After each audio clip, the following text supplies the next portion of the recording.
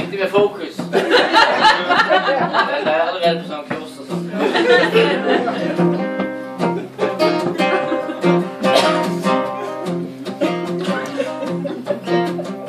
Hold etter dørene, skynd deg inn der det er som en flue. Steng etter alle lemmer og luker. Bruker bislaget til sluser. Men der må si hei og ha det. Åpner ikke vinduet selv om det blir bort i 30 grader. Det gjenger rett i maten, du må dekke den til. Ja, det gjenger rett i maten, du må dekke den til.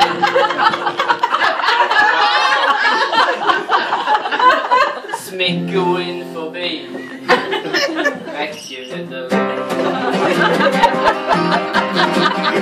Når det er på det verste, pleier vi å låse den døra.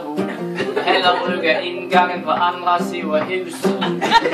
Det er mye mindre fluer.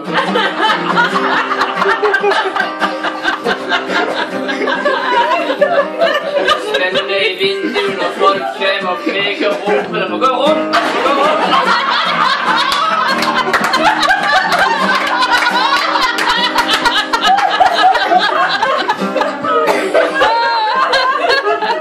Jeg har brukt fluesmikk og jeg finner henne ikke hjem. Jeg har brukt fluesmikk og jeg finner henne ikke. Du skal legges på plass. Det er elementært.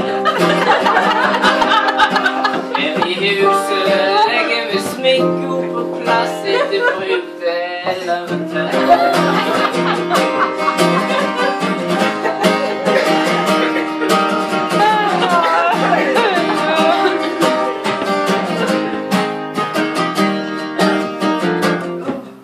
Der er det ei. Stå helt stille, skal jeg ta. Stå helt stille. Ja, så fikk hun. Det er derfor det er uskyldig.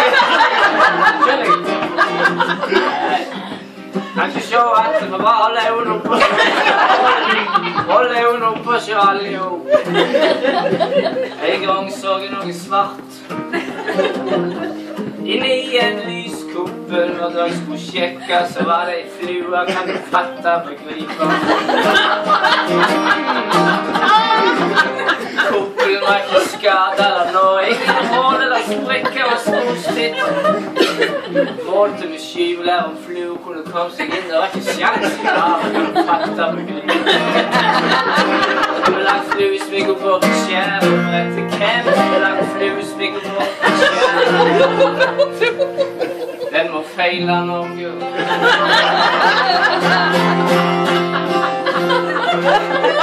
Elementært.